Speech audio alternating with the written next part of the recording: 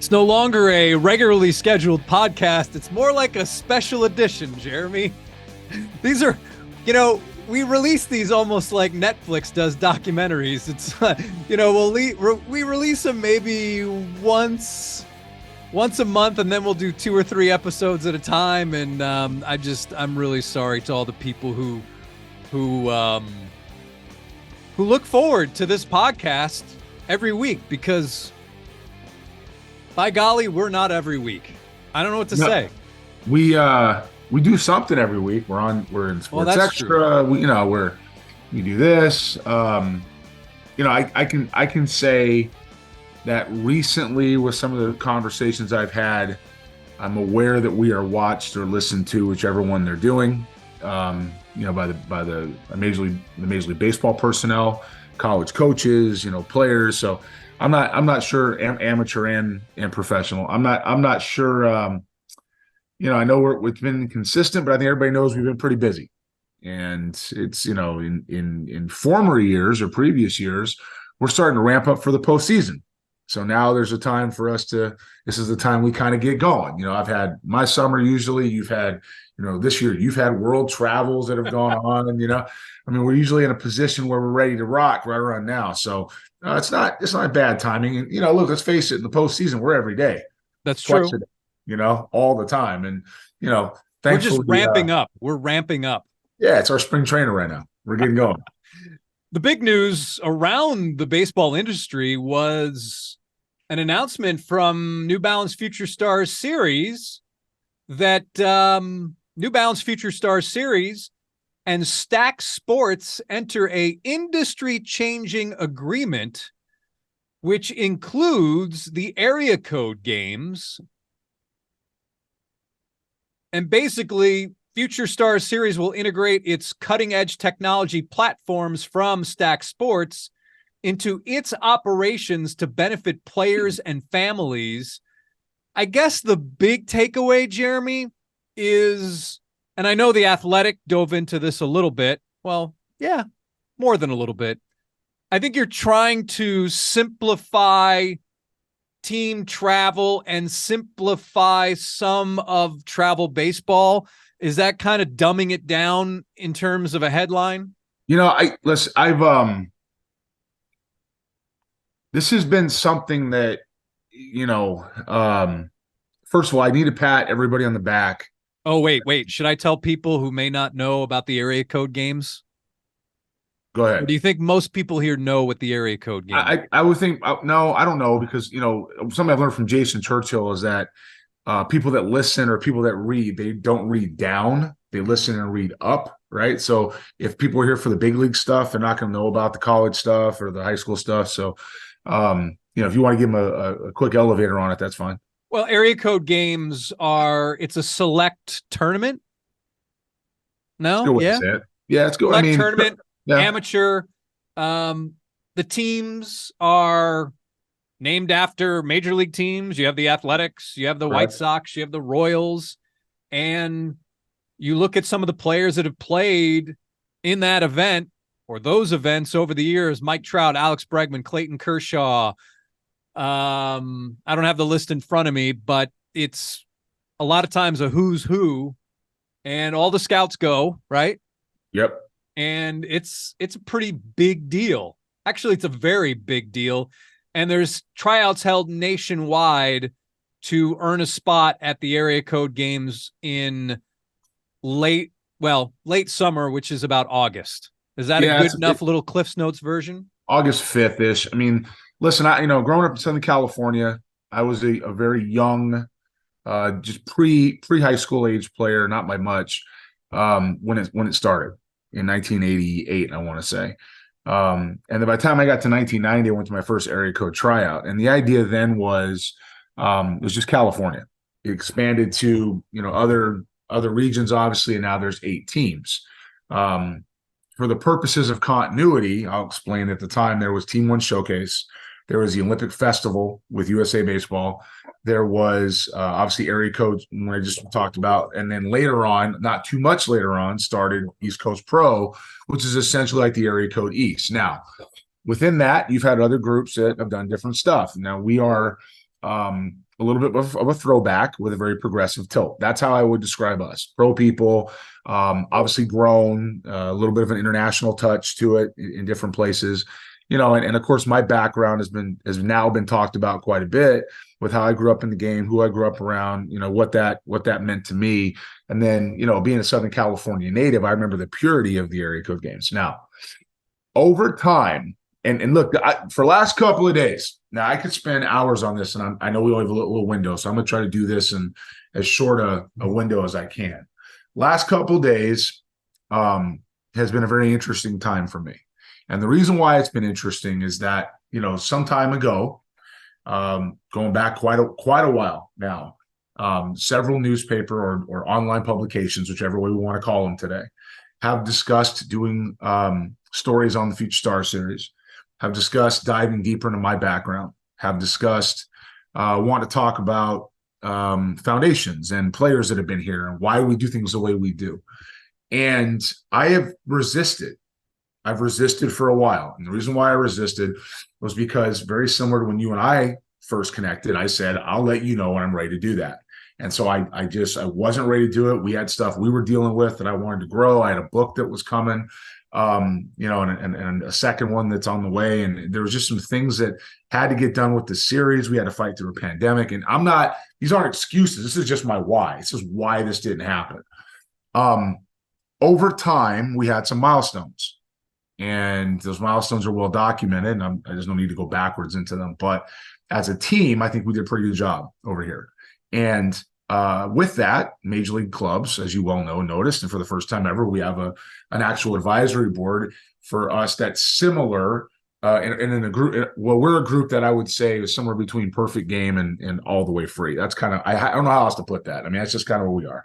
Very small contribution to something to get involved. And there's an accountability function, which helps cover costs and obviously, donate to child cancer and homelessness and build houses and all the things that we've done. Now, listen, let's just get it out there. I've got some enemies in the game. If you're not doing anything if you don't have any enemies in the game, you're doing it wrong. This game has been around for a long time, and there's a lot of people that have their own little niche they've carved out. I am somebody who's a disruptor. There are people that are currently with Major League Baseball who, and I'm not talking about the offices here, I'm talking about with teams who are very, I'm just going to directly say it, focused, leader-oriented, forward-thinking, easy to be around, direct. There's a number of qualities that can still bring people together.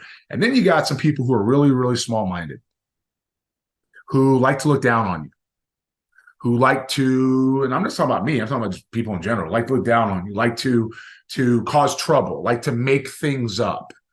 And I am somebody who has always having been, let's call it, I don't want to say polarizing because I would never categorize myself that way. Let's say somebody who is unafraid to speak their mind. How's that? Unafraid to speak my mind. Okay. I'm somebody with every accomplishment that I've had, which means nothing because it's just another bump in the road. It's everything I've done. I'm somebody who has always had people gunning for them. And when that happens, you tend to like it. You tend to use it for fuel. And I promise you, and I know that you and I know each other exceptionally well, I promise you, if you're out there and you don't know that, you haven't paid attention. You start coming for me, and I'm not going to lose. Promise you that. It's not going to happen. I'm not just because I don't react right away doesn't mean I don't remember it. Doesn't mean it's not filed away, and doesn't mean that when that time comes and we're standing face to face with all you've tried to do to stab or cut down or whatever we're doing, which this is far bigger than just one person. This is what's going on. You're trying to cut that stuff down. I will not forget. I keep receipts, and when the time comes face to face, I'm going to bury you. Is that direct enough? Okay. So now that we've got, I mean, hold on, I'm going somewhere with this. All right, because. Yeah, please I'm going somewhere with this. So now that we've got that, because I'm not worried about me not telling the truth. I'm not worried about me, I'll take all the bullets I can. We're going to keep moving. We're in a situation here where we found some like-minded people in Stack Sports. Stack Sports, I've gotten to know their leadership over the last year or so. Okay. Almost. And I can tell you the people that I've met are phenomenal. They're phenomenal people. Okay. They're direct, they're careful, they're thoughtful, they're open, they're good people. And I feel like we've developed on our side, certainly me, some very good relationships with them. Certainly there are people that are involved in the area code event, which has been built now at over 35 years. Right. Lots of big league players have gone through there. Lots of high picks. I mean, and then there's some guys that have been just brought along that don't belong in that event. And that's just okay. That's what happens. All right. That said, it's still an event. It's just an event. It's a good event. We've had guys like Tink Hence and other guys like that who were afterthoughts or didn't make the event. Another one this year that we sent to the event with a different team instead of who just didn't make the Texas team for whatever reason, and he was the pitcher of the event. We sent him there. Okay, period. But the reality is that scouting is fallible. It's never going to be right 100% of the time, and so it's not something where you're indicting these guys. We all agree, us and Stack, that the system needs to change. We've gotten way out of whack. And as many people out there that complain, and we're talking millions of people out there that literally complain about this series, us and Stack Sports had the intestinal fortitude to be able to take this step forward and do it. And I'm happy being at the front of the line, taking all the bullets I can, because we're still going to get where we're going. Now, there's a lot more like-minded people out there. There is a veritable army in my corner behind us with this change that's coming. This isn't meant to indict any one group, and it's certainly not meant to tear anybody else down or any one person. It's just meant to bring systemic change. So with Stack, we've got some excellent technology that we're going to incorporate. We've already started. We've got an event that they happen to be the owners of, which is a long-standing event that can work in synergy with what we're doing. That's it. It works in synergy with what we're doing. We are pure on this side. Their goal is to be pure on that side. We want to open up better quality of players against each other more often, whether it's teams or whether it's in the individual side. We want to be support, like we just talked about with that picture I just mentioned. We want to be a situation where scouts know where they can see these players, which I'm going to say this right now, and I don't care if you love or hate me, doubt my eval. I dare you. Go ahead, because I'm fine with my resume and I'm fine with what we do, and I'm also fine with my team's group, because I'll take Gordon Blakely against anybody in baseball. I just will, and I know, and I'm a Bobby Heck fan. Like, I got a Bobby Heck fat head on my wall, and Darren Johnson and Jackson. I got a lot of guys that can really evaluate. Mike that I've known, Mike Rickard, down the line, guys I came in the game with. But I'll take Gordon Blakely as eval too. I'll run it right up there. 5 World Series rings is no joke. You know what I mean? So with all that said, like-minded people doing like-minded things. That's it. The amount of people that think this is good for the game are 99.9%. The amount of people that have congratulated Stack and us, and I'm talking about with our release, I think that's good, are overwhelming. It's good because there's more coming, man. This isn't it. This isn't like where we stop. Jay, there's more behind this. Okay. I got not just one ace in my back pocket, brother. I got 2, and they are coming out. And whenever we're ready to do it, they are coming. And it's just going to continue to benefit the group and the game as a whole. So, the Athletic article was humbling, this being able to do this with a group like Stack, who really believes in, and I'm not talking about people who may feel a little threatened by this. I don't care. I do not care. Let somebody else worry about that. If you're threatened by this, I feel for you. Why would they feel? Why would they feel threatened? Because some people like their own little piece of their yard. You're stepping on my yard, or hey, I listen to somebody else, and you know what? Like, we're better. Come on, let's stack up 1-to-1 here. And I promise you, I'll take this side on this side. And again, the amount of people. Is it about market share, Jeremy, that you're cutting into market share now with area code? No, I think that people know that if you haven't treated me well, they get a little bit afraid that, because I keep receipts, that what's going to happen if I'm in a different position. But that's not how I operate. Business is business. Personal is personal. There's a lot of people I've been around I don't necessarily like much, and we can still work together, right? It's if you get in the way of the goal, I'm not going to protect you. It's not going to. And that's just who I am, and I'm not going to apologize for that. So I'll say it again. A bunch of positivity in the group at Stack, some vision on this side, and the Athletic, Melissa Lockard, thank you to her for really writing about us, and our group and what we do, my background, and including Stack in that, because us two groups aligning like that, we're aligning. That's what we're doing. We're aligning and running stuff parallel and making sure we can make it better for players and families. That deserves a pat on the back to both groups, because you can't do it by yourself. So it's a long-winded way to say I'm thankful for what's going on. I'm thankful to have found partners, and we're not done.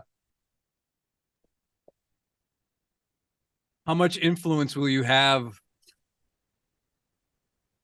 within the area code games now? So that's a really, really good question. I'm really glad you asked it because it's appropriate. Let me say this, okay? I have zero desire in picking those teams. None. I don't want to do it. I got my own events to run. I want nothing to do with it. I don't.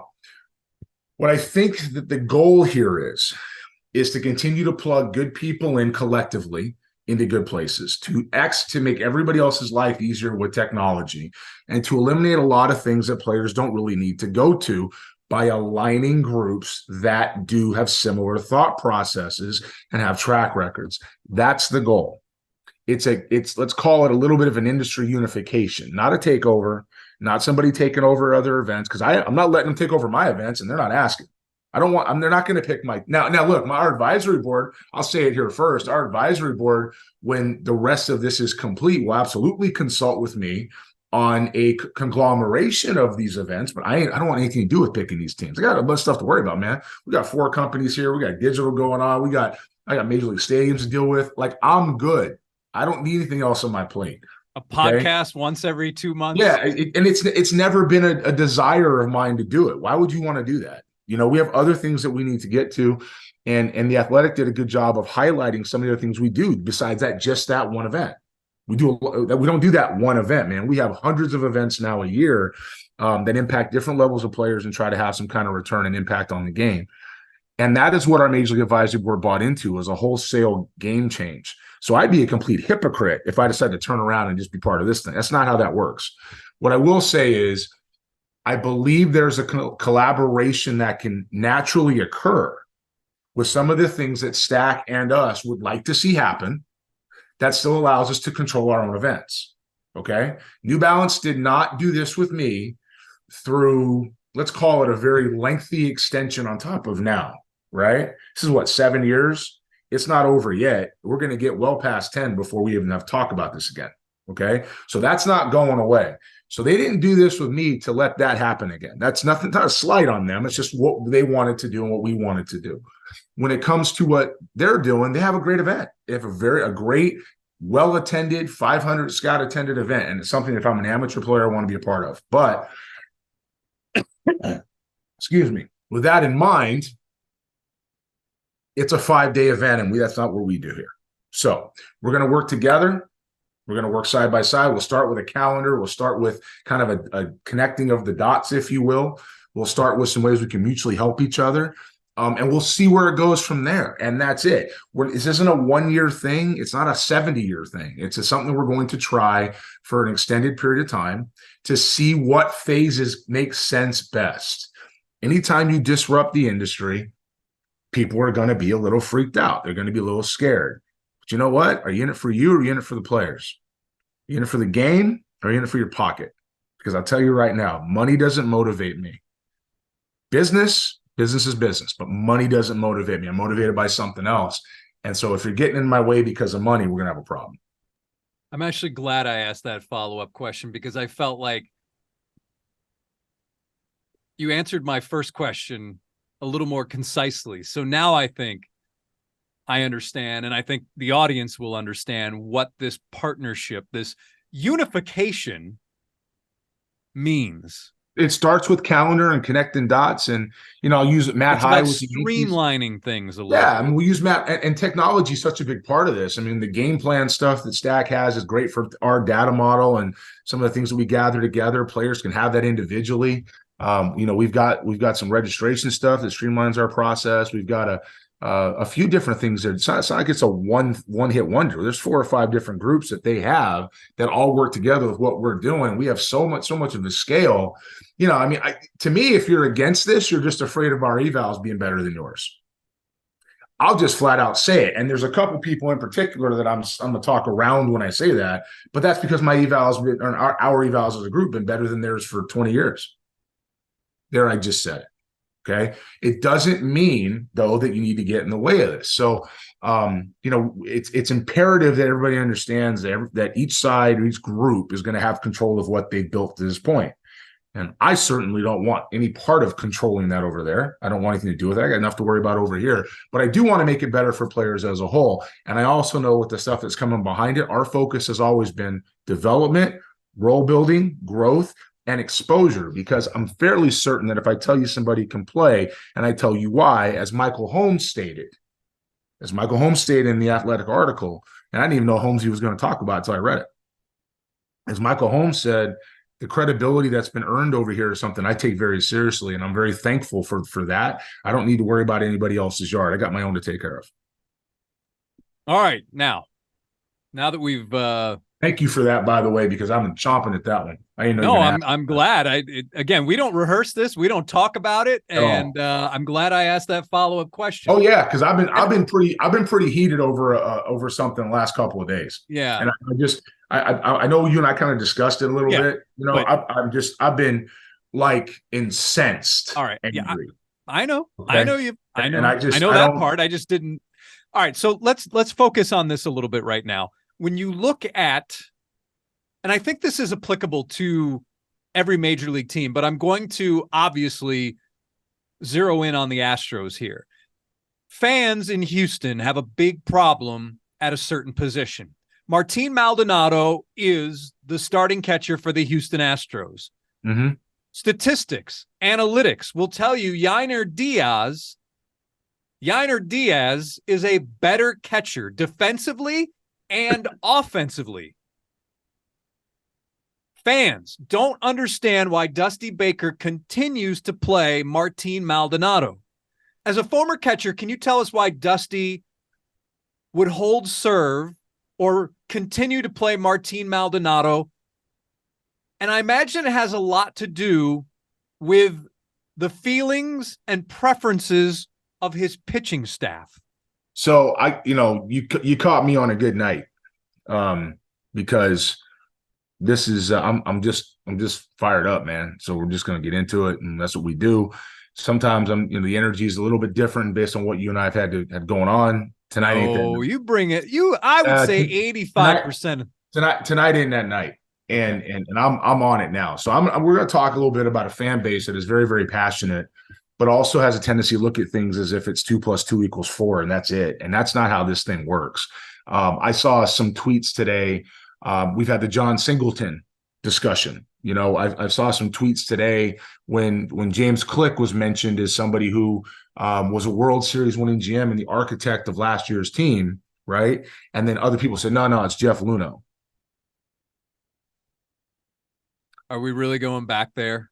I'm just saying, it's like this is the same group that said Corey Lee was the second coming. We have to. Got called up. That's great. Got called up. That's great. And we said Yanier Diaz, who I saw live, right? I'd seen live, was the better player. I think we have our answer. Now, with that in mind, Yanier Diaz is still very new to the big leagues. Today's developmental path is accelerated. There's less levels, right? There's less roster spots. It's accelerated. Playing in the major leagues, for all people who have never done it, myself included, right, who watch it at a different level, it's extremely difficult to do. Playing professional baseball at any level is extremely difficult to do. And playing at that level, the smallest mistake in the world means you lose a championship. And we saw that even in the Nationals and the Astros back in 2019. Okay? So Houston should be able to remember that fairly well. Now, with that said, well, Martin Maldonado that Yanier Diaz has, that Yanier Diaz is not, is experience. So he's got experience. Now, should he be playing 4 days a week? No, I don't think he is. Should he play every, here and there and catch a couple of guys that make sense so that Yanier can learn and maybe get some at-bats as DH? Or how about plugging him in at first base maybe instead of a Singleton? Yeah, Diaz's bat's got to be in the lineup, but there's something to be said for watching what's going on and taking it in. Do I think Maldonado catches in the postseason 100% of the time? No, I don't. Do I think Maldonado is somebody who is going to transition as this year goes on into more of a backup role or 100% of a backup role? Yeah. I mean, Yanier Diaz offensively has a chance to hit what, 25 before the year's over, right?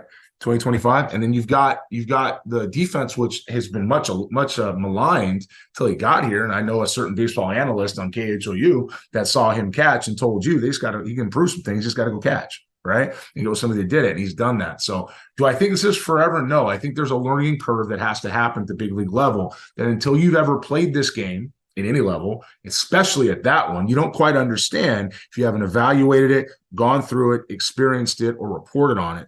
It's not a lot different than just watching a stat sheet and saying that guy's got to play. Now, do I think Diaz needs to play more? Yeah, I do. I think Maldonado's a backup. And I thought that going into the year, Yanier Diaz should have been the guy anyway. But I understand why it's worked out this way. And I think Dusty's right. I think the city is going to thank him when Diaz is catching for the next decade. And then you have the experience question. Justin Verlander, Framber Valdez, Christian Javier, Martin Maldonado. I have a feeling those pitchers look at Martin Maldonado a little differently than Yanier Diaz. Remember when Carlos Correa was here, and Carlos Correa, he was almost like this captain, and he was telling Framber to settle down, and he was settling down the guys in the infield and the pitchers. Martin Maldonado, while not that vocal, at least outwardly that we see, Martin Maldonado plays a similar role to what Carlos Correa once did. And I think that's a big reason why Martin Maldonado continues to play regardless of what the analytics say. I'll give you an example, and I'm not comparing myself to Yanier Diaz and the guys that I'm talking about to Maldonado. But when I first started out as someone who was denied free agency on Major League Baseball, for those of you that don't know that story, that's how it happened. And I ended up in St. Paul. I was the youngest player in the league. Second youngest was J.D. Drew. The guy that was with me there was a guy named Matt Noakes. And for those of you, some of you guys may not remember Matt Noakes. It's okay. Matt Noakes was a pretty good hitter. He wasn't that great of a defender, but he was a good hitter, and he had experience, and he knew how to handle a staff. And I went from playing every day to somebody who was playing every third day. I take a day off, I DH, and I catch a third day because Noakes, he was teaching me. He was teaching me how to handle advanced pitchers, guys that were big league guys already, as somebody who at 21 years old hadn't had any of that time. And then my next stop was with a guy named Gerardo Reyes, I believe his name was, or Gilberto Reyes. Okay. And Gilberto Reyes was a catcher from the Dominican Republic who played a long time, and he was well past his prime. And I was strong and ready to go and could throw and could hit and all those things, but I wasn't all the way healthy. And I used that time to sit behind him and watch what he did.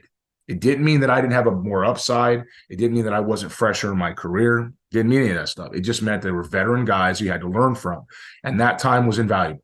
Okay. And I promise you what Yanier Diaz is doing, which is actually more impressive considering how much Maldonado's catching. Okay. What he's doing is going to benefit him in the long run, because he's going to learn the game. He's going to watch veteran pitchers. He's going to get on the same page. He's going to have his own voice and his own presence, and it's going to matter. Does it a little bit painful right now when Maldonado doesn't swing the bat well, or he has a rough defensive go of it, and Yanier Diaz is fresh? Yeah, it is. But you know what? There's a process to that. And kudos to Dusty, although I don't agree with everything he's doing, but kudos to Dusty for us looking for the long game instead of just the immediate.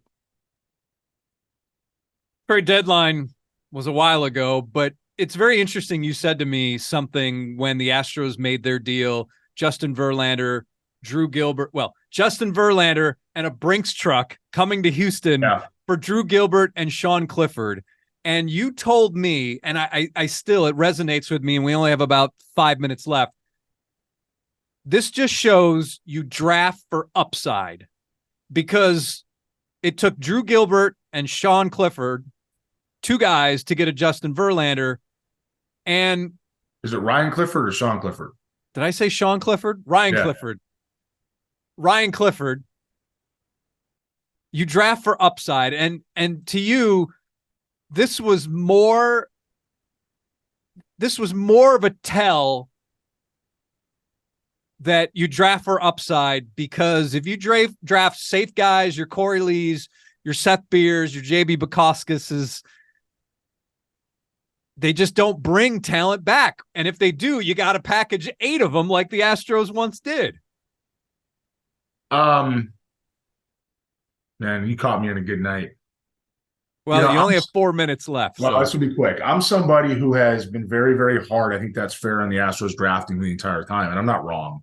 I think the record has proven itself out, to the point where Chris Gross decided he didn't want his guys attending our events. Okay, that's how upset he was. Yeah, I said it. I'm not going to hide that anymore. But Chris did a good job when he drafted Drew Gilbert, and putting that personal stuff on his side aside may be difficult for him. It's not for me. Business is business. And he drafted Drew Gilbert, and Drew Gilbert has a chance to be Lenny Dykstra. And so and he may be better. Lenny Dykstra's a pretty good player back in the day. So the Mets are looking at, man, I got a bunch of guys that are young. I need to have them come through together. I got some upside. I got some impact in Drew Gilbert. I got some stuff he can do. The Ryan Clifford kid is obviously a guy. It's another very good pick by Chris Gross and his people when they were there. So, you take that and you go forward, and you look at what the Mets are trying to acquire, and they're trying to acquire impact. You can't turn around and take, floor guys that everybody else can find everywhere anywhere else because it's safe. The Seth Beers of the world are not the right pick. The Noah Naylors of the world are the right pick. The Drew Gilberts of the world in that part of the draft are the right pick. And by the way, Astros fans, I'm going to tell you right now, Bryce Matthews was the right pick. No matter what happens, he was the right pick. And here's why. Because if you're at the back of the first round, you take a college performer or you take upside impact. And those guys got both things, and an 80 makeup kid who's a football player that my colleague here pointed out in talking about his athleticism, his upside, and his grit and determination, and a Houston native. What else you looking for? I promise you can trade him somewhere else. All right. Gavin Dickey and Dana and Chris and the entire crew over there did a great job making that player the selection. And that's a couple drafts back to back now that this department has done well. So they're setting themselves up to get other pieces, and that is why you draft impact, and that's why you do not draft guys who are just one role or one trick guys, because it doesn't work. Sean Clifford is the quarterback, Penn State, now with the Green Bay Packers. It's football season, Jeremy. I apologize. I will give you a pass. Ryan Clifford. All right. Well, Pretty good player. Yeah. Good player.